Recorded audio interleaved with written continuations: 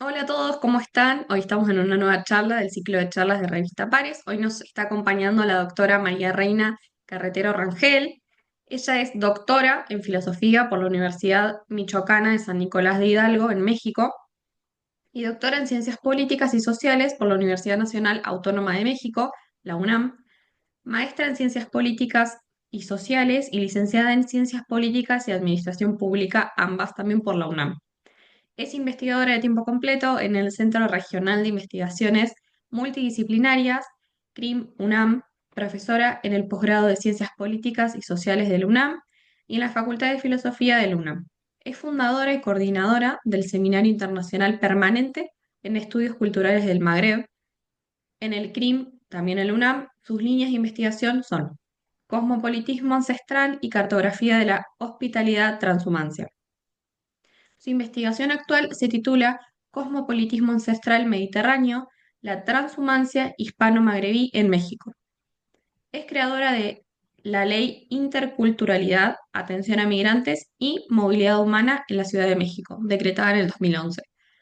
Entre sus principales obras se encuentran Poética Transcontinental, al Magrib y México, en 2024, de esto fue coordinadora, Hacia un azul imposible, México, Embajada del Reino de Marruecos, 2023, de esto también fue coordinadora. Dolce Convivio, Composibles del Transhumante Urbis, México, en el 2021. Burke Ninja Transhumante, novela gráfica, de la revista Metapolítica, WAP, en el 2019. Ultraescultura Transhumante, una gramática de la hospitalidad, en México, en el 2016. Atlas Místico de la Hospitalidad Transhumancia, Madrid, en el 2013.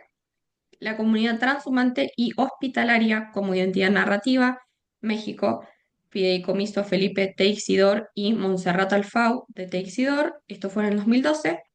Y Indigencia Transhumante, Despojo y Búsqueda de Sentido en un Mundo Sin Lugar, en México, 2009. Ahora le voy a dar la palabra a María para que comencemos con la charla.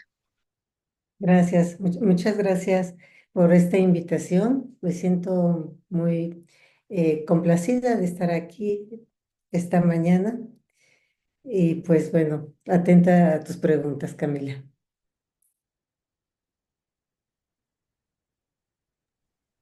Bueno, la primera pregunta que tenemos acá anotada es ¿cómo defines una ética transhumante y hospitalaria y por qué consideras que es esencial para responder a los desafíos del siglo XXI? Bien, quisiera hacer, para responder esta pregunta, hacer un poco de contexto en cómo se ha ido configurando esta línea de investigación que he llamado Cartografía de la Hospitalidad Transhumancia y donde entra esta ética transhumante, que es en lo que ya se ha cristalizado toda esta línea de investigación, que hasta la fecha ya cuenta con 8 títulos publicados. Esta línea de investigación comenzó en el doctorado en la Universidad Nacional Autónoma de México, en el área de Ciencias Sociales y Humanidades. Y entonces, cuando nosotros lo iniciamos, estaban en pleno auge los flujos de migración forzada. Estoy hablando de los 90, cuando el modelo económico neoliberal dejó sin empleo a millones de personas en todo el mundo y trajo mucho desempleo. También comenzaron las catástrofes ambientales, las guerras. eh, Muchas localizadas, locales, otras internacionales. Esto dio por resultado que millones de personas salieran de sus lugares de origen, creando como todo un torrente de humanidad imparable. Esta situación podría abordarse desde distintas perspectivas, desde unas muy tradicionales, e incluso pues desde los derechos humanos. Sin embargo, junto con mi tutora Emma León Vega, nosotros pensamos que había una perspectiva que era muy importante y que se estaba dejando de lado, más allá de las estadísticas, los números, que era la experiencia de las personas que de un momento a otro se ven forzadas a dejar su tierra, su vida cotidiana. Es decir, lo que teníamos que ver era cómo la existencia podía perder su firmeza. La vida cotidiana se trastocaba y las coordenadas de sentido, de espacio y de tiempo se perdían. Allá donde llegaban, entonces ya no había a dónde dirigirse. Muchas veces no se hablaba la lengua, entonces se entraba una incertidumbre total. Entonces, lo que se nos estaba planteando era la exigencia de dar cuenta de cómo entonces se experimenta esto para millones de personas día a día. Y ahí comenzó esto y el título de esta tesis se llama Indigencia trashumante, despojo y búsqueda de sentido en un mundo sin lugar, porque muchas de estas personas no tienen lugar, se lo tienen que ganar, tienen que luchar y muchas veces no se pueden quedar al lugar donde van. Y entonces comienza lo que yo he llamado una transhumancia, que en su etimología latina transhumus quiere decir cruce de tierras. Esto es muy importante porque es un concepto que no es que no reconozca la migración en sí, sino que es otro planteamiento desde otro lugar. Es como el cruce de tierras continuos. No es solamente, la migración solamente da cuenta de cuando se sale. Pero este concepto da cuenta de este continuo cruce de tierras, y no solo tierras físicas, sino también tierras emocionales, tierras existenciales. Y entonces este concepto, por eso es muy pertinente, el de transhumancia. Y lo hemos seguido trabajando, pero ya de la mano después, en el siguiente texto que se hizo en mi postdoctorado, abordamos la hospitalidad, el concepto de hospitalidad de Manuel Levinas. Empezamos, y con Jacques Derrida, empezamos a trabajar esto porque creemos que es un complemento para la transhumancia.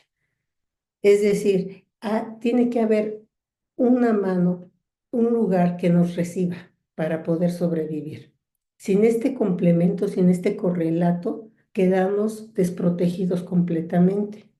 Entonces, este complemento, esta conceptualización unida de la transhumancia y la hospitalidad ha sido la guía y la directriz para poderlo ver desde distintas perspectivas, un mismo fenómeno que hasta la fecha se ha decantado en ya sociedades multiculturales, multilingües, desbancando un tanto como estos nacionalismos férreos de discriminación, de xenofobia, porque en los hechos lo que sucede es que nuestras sociedades son cada vez más diversas, más multiculturales, y ese es el futuro de la humanidad, a pesar de todas las leyes de extranjería, las fronteras cerradas, esto ya es una realidad.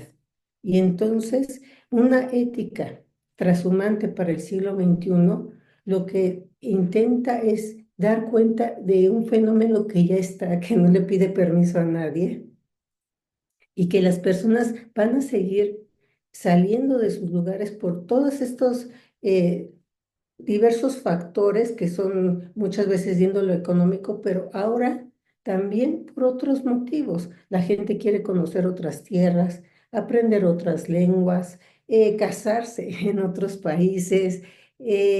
Entonces ya esta multiculturalidad es una realidad, es la realidad del siglo XXI, a pesar de que muchos gobiernos quieren seguir todavía en el siglo anterior aferrándose a patriotismos, a nacionalismos, que sobre todo las nuevas generaciones ya los rechazan, porque las nuevas generaciones ya son globales, ya quieren estar en todo el mundo. Entonces, es bastante impresionante cómo se consiguen los recursos para ir a Singapur, a Corea, a lugares que antes eran impensables, por ejemplo, desde América Latina, ir a estas latitudes, y sin embargo lo hacen las nuevas generaciones. Y entonces esta gran movilidad, esta gran transhumancia, esa es la realidad de nuestro siglo y de nuestro milenio. Y esto, en lugar de ir disminuyendo o que algo lo detenga, va a ser cada vez mayor. Entonces, ¿cuál es la condición para poder llevar esta transhumancia? Es la hospitalidad, es decir, hacer ciudades cada vez más hospitalarias. Antes de seguir con la siguiente pregunta, es tal cual lo que decís. Hoy esta sociedad del siglo XXI, más que nada gente quizá más joven, bueno, yo que tengo 23 años, ¿no?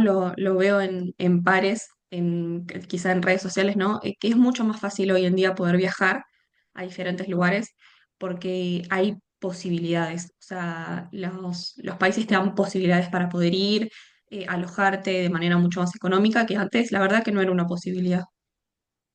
No, no lo es. Y ahora ya se han, digamos, la misma economía se da cuenta que es una área de oportunidad para poder exponenciar de manera importante los viajes. Cada vez hay más líneas aéreas de más accesible costo. Entonces, tanto la economía como la sociedad están ya en esta dinámica. Es una dinámica del viaje, es una dinámica de la movilidad. Sin embargo, si nos quedamos solamente con el concepto de movilidad, tampoco nos da cuenta de, digamos, como esta transhumancia que no solamente es lúdica, no solamente es para quien tiene recursos, sino para quien no los tiene. Entonces, quienes necesitan hospitalidad es para quienes viajan sin recursos, sí que no tienen un lugar donde llegar. Ese es el énfasis de nuestra investigación en particular. Entonces, los libros siguientes, el libro de la comunidad transhumante y hospitalaria como identidad narrativa, da cuenta de cómo nos contamos ya de manera distinta, cómo podemos, como humanidad, empezar a contarnos de otro modo posible. De esta manera desmantelamos la idea de que somos de un solo lugar, que somos fijos y va barriendo, va descolocando todas estas grandes narrativas patriotas, sí, a priori fundamentalistas, que en su momento tuvieron su importancia y una cosa es la defensa, obviamente, de cada país, de cada territorio, y otra cosa es que ese territorio se convierta en una casa cerrada al otro. Cada país, claro que debe de defender su territorio, pero la casa se defiende, paradójicamente, no solo para nosotros, para quien la habita, sino para recibir al otro, al huésped. Necesitamos una casa, ¿sí?, de puertas abiertas para recibir al otro. Entonces, la defensa de nuestra casa sí tiene un propósito, pero no es para quedarnos solos nosotros, sino para recibir a quien llega. Esto es algo muy importante y cambia la perspectiva de la posesión. ¿Para qué se tiene una casa? ¿Para qué se tiene un territorio? Si no es para cuidarnos entre todos. Entonces, en este libro de la comunidad transhumante hay un anexo que es muy importante, que es una iniciativa de una política pública para una ley de hospitalidad en la Ciudad de México. Esta ley prosperó y fue decretada en el 2011 y es la primera ley de hospitalidad a nivel mundial. Sus resultados son muy evidentes en las caravanas que llegaron de Centroamérica en 2015 y 2018. Se implementó el protocolo derivado de esta ley y se recibieron a miles de personas en la Ciudad de México, otorgándoles una tarjeta de huésped que es una figura legal muy importante en esta ley, por la cual quien llega a este territorio de la Ciudad de México cuenta con los mismos derechos de los residentes. Por estar aquí, entonces, ellos no pueden ser tratados como ilegales, sino se les acompaña en su tránsito si quieren seguir a Estados Unidos o si ellos quieren tramitar su residencia. y hay todo un articulado que los protege. Esto es muy importante porque da cuenta de cómo una investigación desde la academia puede tener un impacto contundente en las políticas sociales y en la vida general.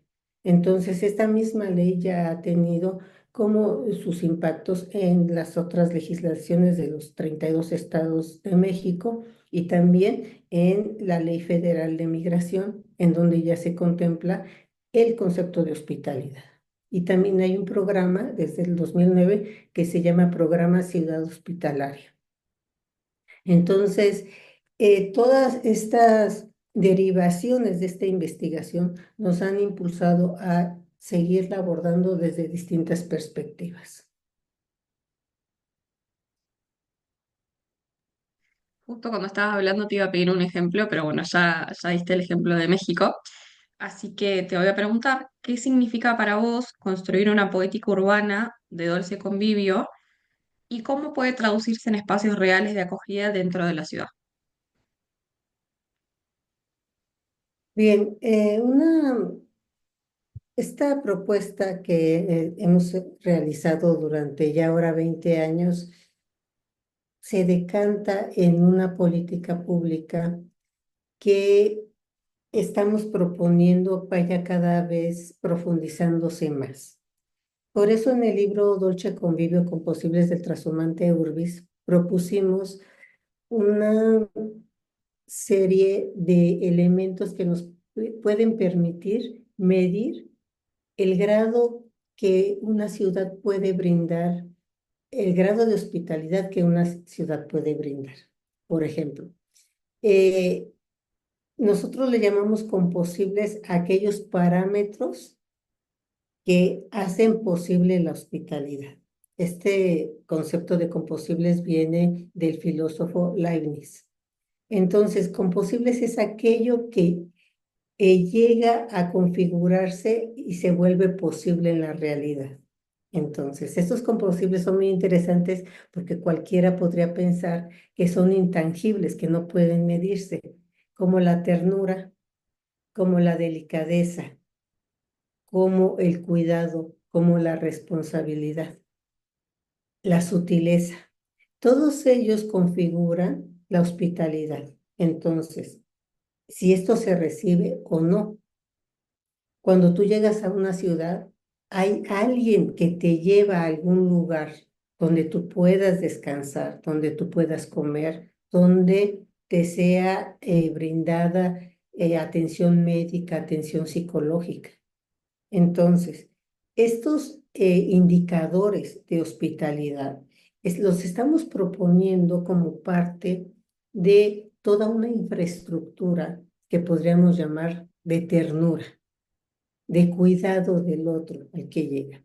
Entonces, frente a todas este rechazo a priori, estas formas administrativas que incluso criminalizan a quien va llegando como alguien que está cometiendo un delito solamente por salir o por no tener documentos, se enfrenta esta otra política para decir, no, quien migra, quien está en la transhumancia no está cometiendo ningún error, no está cometiendo ningún delito, no es un criminal, simplemente está buscando una vida mejor en todos sentidos, no solamente económica, porque lo económico es la base. Y siempre entonces se denigra a las personas por lo económico, pero el ser humano es mucho más que lo económico. No solo de pan vive el hombre, y es cierto, vivimos de sueños, vivimos de anhelos, queremos conocer otra cultura, queremos hablar otro idioma. Y aunque no tengamos recursos, para eso salimos, para obtenerlos. Entonces, allá donde vamos, tenemos que tener las condiciones mínimas para poder entonces desplegar estos atributos que nos pertenecen, que son humanos y que tenemos todo el derecho para llevarlos a cabo sin que se nos criminalice. Entonces, ¿cómo medir la ternura? Pues a través de la delicadeza, cómo somos tratados, cómo se nos habla, cómo están acondicionados esos espacios. ¿no? Ahora estamos trabajando en esta propuesta que le hemos llamado Café Magrebs, que tiene, que se basa en esta hospitalidad árabe tan tradicional, en donde cuando tú llegas a estas jaimas, a estas tiendas, se te ofrece un té de menta, son espacios con alfombras donde tú te puedes sentar, donde se hablan muchas lenguas y entonces en donde tu cultura también es bienvenida, no es rechazada. Esas son las condiciones de una política pública que aspira a convertirse en una en una ética para cada ciudad en el mundo. ¿Hay algún país que vos digas, bueno, este país va bastante encaminado a tener esta hospitalidad o todavía es que realmente no hay alguien que ya tenga como unas bases con respecto a esto de, ¿no? De, bueno, llegan, los recibimos, los ayudamos. Ujú. Pues bueno, aquí ya a través de esta ley de interculturalidad, atención a migrantes y movilidad humana, así se llama oficialmente, pero se le conoce comúnmente como ley de hospitalidad, quien llega ya es considerado huésped. Entonces, ese es un carácter legal, es muy importante, porque el carácter de huésped lo que les da es que ellos, su permanencia en la ciudad no está condicionada. O sea, no es que tengan que estar determinado tiempo, nada, sino que todas las instituciones deben de brindarles apoyos para lo que ellos quieran. Si quieren permanecer aquí, entonces se les ayuda a tramitar sus documentos, ya sea para estar solamente transitoriamente o después quieren permanecer aquí. Para eso es que hay, digamos, ya todo un reglamento que obliga a las autoridades de la Ciudad de México a darles esta hospitalidad. Ahora, evidentemente, esta ley todavía no se ha podido implementar como a nivel federal, que eso es lo que, pero sí ha impactado en las leyes locales de cada estado. Y eso pues ya es un avance en sí mismo. Otra pregunta que habíamos pensado, ¿por qué crees que la ternura, la belleza, el convivio deben estar dentro de las propuestas sociales, culturales y urbanas contemporáneas? Un poquito siguiendo el hilo de lo que veníamos charlando. Bien, la belleza no es superficial, no es tratada desde lo superficial, sino más bien como una forma estética y ética. Esto es, cuando se hace todo lo posible porque los espacios sean bellos en el sentido artístico, que sean espacios amplios, que sean espacios con flores, con aromas, con recibimientos de té. Todo esto forma una estética que quien llega de transitar, imaginemos a alguien que ha caminado miles de kilómetros y se le recibe en estos espacios blancos, amplios y con pinturas, con libros, con bibliografía también de viajes de migrantes, con amigos como ellos que empiezan a contar sus historias de relatos.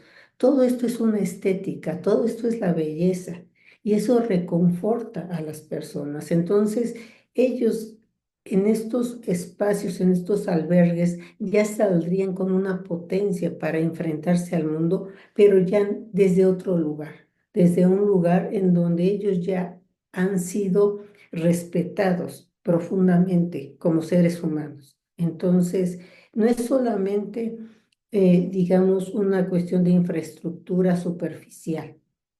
No son estos edificios bellos que busca esta economía para tener más lucro. No, es como para recibir que la ciudad se convierta en un organismo sensible ante las necesidades de las personas. No se busca la belleza por la belleza, se busca para brindar hospitalidad. Y las ciudades de ahora se han convertido en todo lo contrario. Son ciudades que apartan, que dividen, que no crean espacios de comunidad, en donde entonces el ejercicio de la hospitalidad cada vez es más difícil ejercerlo.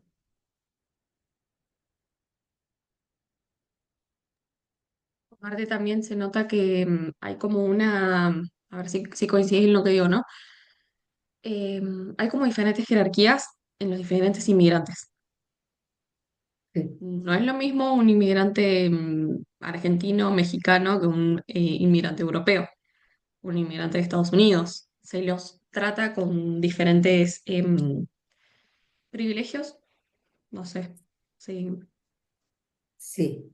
Yo creo que todo esto tiene que ver desde esta percepción tan acendrada de que lo más importante es quién tiene más recursos o no, o incluso el color de la piel, o sea, formas que llevan a la discriminación. La hospitalidad va en contra de todo esto. La hospitalidad tiene como directriz el recibir a toda persona de la mejor manera posible. ¿Cuál es lo único que nos importa? El único rasgo es que somos seres humanos frágiles. Todos somos vulnerables en un sentido, ya sea en un sentido económico, pero también en un sentido sensible, emocional, existencial. Y todos entonces necesitamos de hospitalidad, necesitamos de respeto, necesitamos de cobijo. Y digamos, cambio busca impactar la mentalidad institucional, gubernamental. No solo somos un número, no solamente necesitamos que se nos dé un edificio para pernoctar ahí unas cuantas noches, no. Lo que necesitamos son condiciones muy sensibles para este trayecto, en donde estamos sumamente fragilizados en muchas áreas de nuestro ser. Entonces, una hospitalidad, las leyes de hospitalidad tienen que estar acorde a esta situación, a esta condición de transhumancia. Y esto apenas va comenzando, esto no va a parar. Esto es, no, vamos a decir, no es un problema coyuntural. No es que diga, "Ah, a lo mejor si la economía crece en cada país". No, esto ya es una realidad que llegó para quedarse. Y entonces necesitamos cada vez más espacios de hospitalidad, pero que tengan estas características. ¿Cómo queremos ser recibidos? Idealmente, ese debe de ser nuestro parámetro, no menos. Y no podemos decir, es que los gobiernos no tienen recursos. Claro que los tienen, porque podemos ver cómo se despilfarran estos recursos, por ejemplo, en armamento para la destrucción, cómo se destinan para hacer grandes edificios que no le sirven a nadie. O sea, vemos cómo hay una derrama económica en proyectos individuales, empresariales, apoyados por el propio gobierno. Entonces, no podemos decir y no podemos seguirnos creyendo que no hay recursos para recibir a las personas en condiciones dignas. Entonces, de ahí que nuestra propuesta, que sí viene de la academia, que sí se ha alimentado de perspectivas filosóficas, antropológicas, sobre todo busque su impacto real de beneficio en las personas, para cambiar la mentalidad de toda la población, porque mientras los gobiernos sean los principales discriminadores, entonces esto no va a poder impactar a el conjunto de la población para que entonces todos desterremos el miedo al otro. Por ejemplo, ahora han llegado personas de Haití en México, sobre todo en la Ciudad de México. Ellos son muy bienvenidos porque son huéspedes muy trabajadores, son personas que buscan integrarse. No todos ya quieren ir a Estados Unidos, sino trabajan aquí en México. Entonces, lo que yo he notado y por las opiniones de las personas es que son muy bienvenidos. Por otra parte, hay el fenómeno que se llama gentrificación, que es como, por ejemplo, las personas de Europa o de Estados Unidos llegan y se sientan en las zonas más enriquecidas de la ciudad.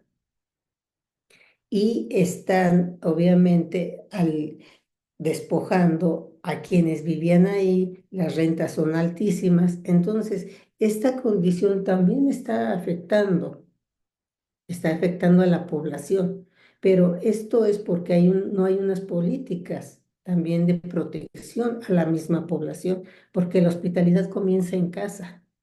Entonces, al mismo tiempo, se debe de hacer esta dupla, al mismo tiempo que se protege a la población, se tiene que proteger a quien llega, a quien realmente lo necesita, para que no haya desigualdades.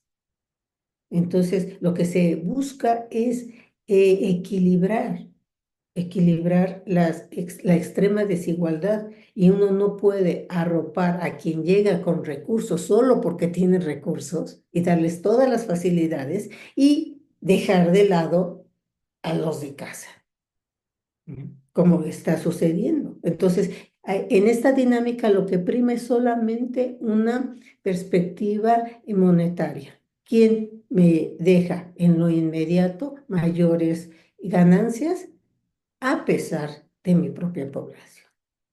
Entonces, todo esto tiene que ver con en cómo se está pensando en las instancias gubernamentales de cada país, porque esto aplica para cualquier país del mundo, que sucede el mismo fenómeno, y sobre todo en todos nuestros países de América Latina, en donde todas estas poblaciones que se llaman nómadas digitales, es lo que está pasando, llegan a nuestros países, tienen las mejores condiciones a costa de la propia población, sin pagar impuestos, sin que, entonces, ellos sí son bienvenidos, claro. Bueno, María, retomando un poco lo que veníamos hablando, esto de los nómadas digitales, nada, para expandirlo un poco más.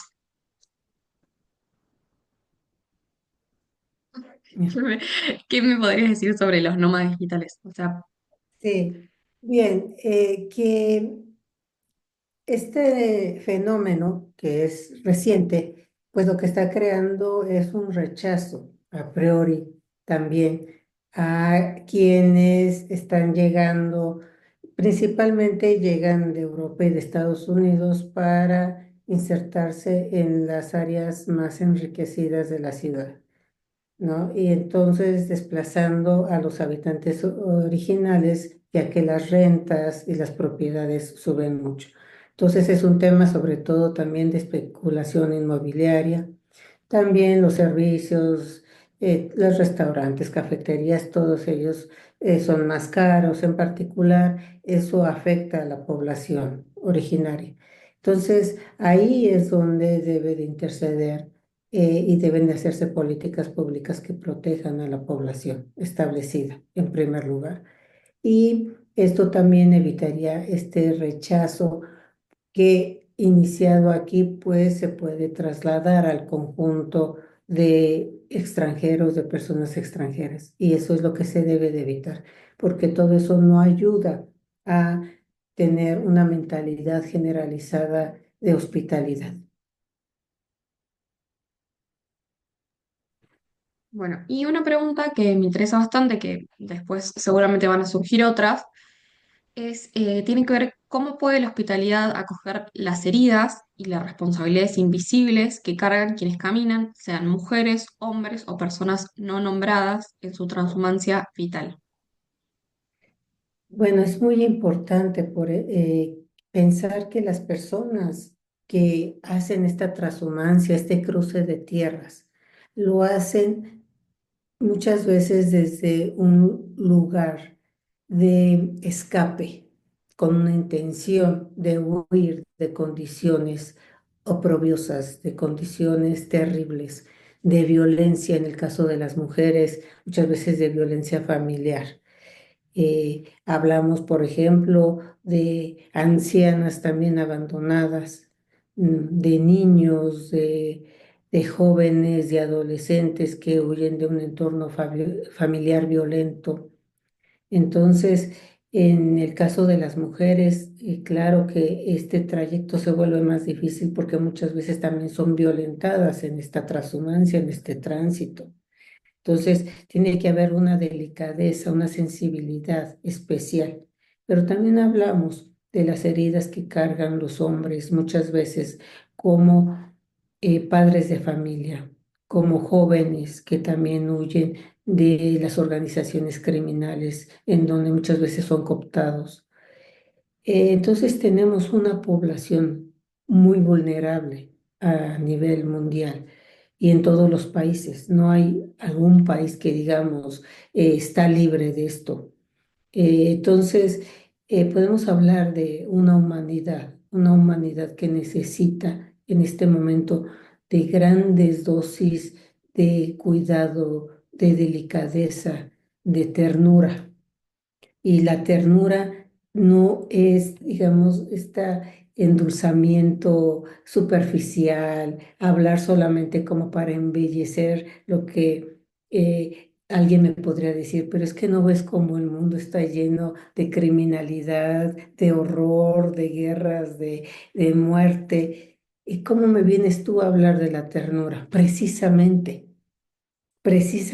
porque este nivel extremo que estamos presenciando en este momento, que estamos atestiguando, necesita iguales dosis de delicadeza, de ternura. Es una fórmula que necesitamos construir entre todos, desde nuestros hogares, desde nuestro lugar, y que eso irradie el conjunto de la sociedad. No es, digamos, enfrentar este horror del mundo con más horror, con más violencia, que todo se militarice. Y entonces tener a más jóvenes ahí en este horror ahora proveniente del Estado, pero es lo mismo, no importa el bando. En realidad se hace toda una industria de la muerte. En su lugar hay que apostar por lo opuesto, por su contrario. Entonces, conceptos que parecen tan intangibles, tan, digamos, idílicos, son la respuesta. Entonces, la delicadeza, la sutileza, el cuidado, la responsabilidad desde los lugares familiares y luego incentivados por políticas públicas pueden ser una respuesta que inicie el cambio. Sí, yo lo que pensé durante toda la charla, ¿no? Es quizá la respuesta también sea generar algo global, como algo que regule de manera global, porque si no es como que vamos a tener diferentes regulaciones en diferentes partes y hay una realidad, muchos países, si bien vos decías, ¿no? Es una mentira que no hay recursos económicos, sí hay lugares en donde realmente no los tienen. Entonces estaría bueno que países que sí tienen estos recursos poder hacer algo global y ayudar a que estos países que no tienen esos recursos puedan mejorar en este aspecto de la hospitalidad. Por supuesto, eso es así. Estoy pensando, por ejemplo, hay premios globales a las ciudades que tienen más políticas de cuidado ambiental. Por ejemplo, ¿no? El Fondo Monetario Internacional, el Banco Mundial, premia a los gobiernos que tienen mejores políticas en ese sentido. También de género, de protección. ¿Por qué no se hace lo mismo para premiar la hospitalidad? O sea, ciudades, ¿sí?, que ejercen con esos recursos que tengan la hospitalidad. Y entonces de ese modo se incentivaría el poder recibir a los migrantes en otras condiciones que las que ahora se hacen, ¿no? ¿Por qué? Pues porque sería, digamos, como que denotaría que esa ciudad es una ciudad sensible, es una ciudad humanista, Es una ciudad que cuida de los suyos y que cuida de quienes van llegando, porque cada persona que llega no es una carga para ese país, sino puede ser una ayuda, porque trae recursos. Muchas veces no tienen que ser monetarios, pero en sí mismo trae recursos de conocimiento, de cultura, trae fuerza para ayudar a que ese país crezca y se enriquezca, ¿no? Es lo que vemos. Estados Unidos se nutre de toda la riqueza, de todas las poblaciones que llegan y por eso se ha enriquecido tanto y por eso ha sido tan próspero. Entonces, los migrantes nunca van a ser, los trashumantes nunca van a ser una carga allá donde van, sino pueden ser un aliado para que ese país crezca, para que ese país también sea un ejemplo para todo el mundo. Y la Ciudad de México lo puede ser. Y lo más interesante es como una ciudad que concentra a casi 20 millones de habitantes en un espacio muy pequeño, ¿sí? Puede ser un modelo de hospitalidad. Esto es algo para pensar, para reflexionar, porque uno diría, bueno, pues es que con trabajos puede, ¿cómo es posible? ¿Sí? Si no es la ciudad más rica del mundo. Pero sin embargo, es la primera ciudad con una ley de hospitalidad que protege.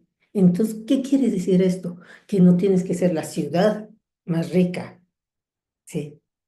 La ciudad con mejor infraestructura para poder brindar hospitalidad. Es una cuestión de voluntad política. Y por eso, entonces, es importantísimo empujar en que cada ciudad de cada país se convierta en una ciudad hospitalaria.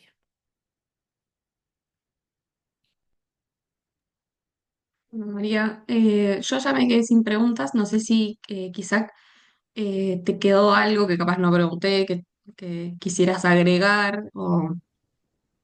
Pues que a mí me gustaría que todo este esfuerzo que se ha llevado por más de 20 años, hablando de la hospitalidad y de la transhumancia, del cruce de tierras, se pudiera decantar en una conversación, en un diálogo entre alcaldes, entre gobernadores, de una manera seria, como para implementar estas políticas públicas, sobre todo en las ciudades de América Latina.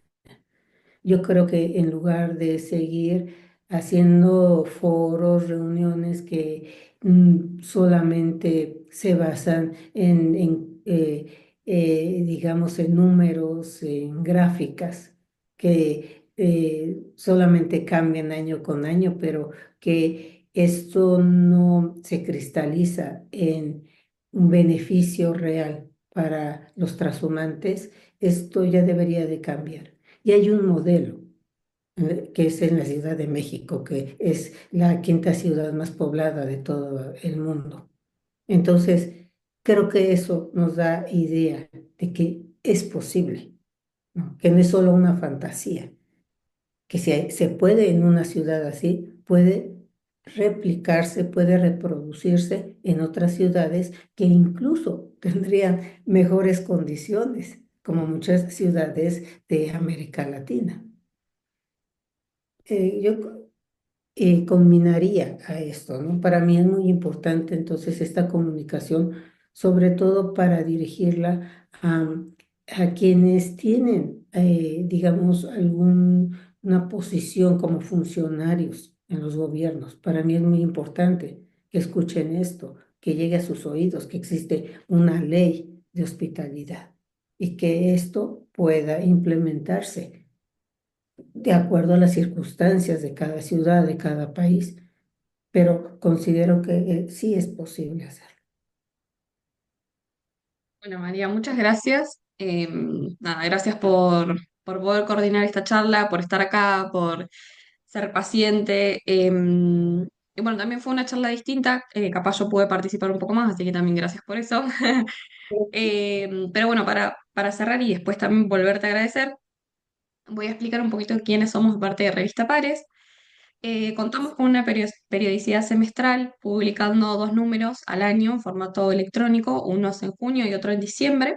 El principal objetivo es nutrir el debate intelectual y académico mediante la publicación de trabajos originales e inéditos de investigadores de formación y de profesión, docentes, estudiantes avanzados, de carreras de grado y posgrado, de disciplinas como son las ciencias política, derecho, filosofía, historia, relaciones internacionales, sociología y todas las que tengan que ver con las ciencias sociales, ¿no? Es un proyecto impulsado y editado por la red académica Pares, formado por miembros de varios países del continente americano, pero bueno, tiene sede en la Argentina. Y para finalizar, obviamente, como siempre, agradecerle a Carolina Andrada Zurita, que es la directora de la revista, por permitirnos este espacio, ¿no?, de debate y nada, como dije, nutrir y poder saber un poquito más siempre. Y bueno, nuevamente muchísimas gracias María por el tiempo y esta charla. Muchas gracias a ustedes y a ti, Carolina. Muchas gracias. Bueno, chao.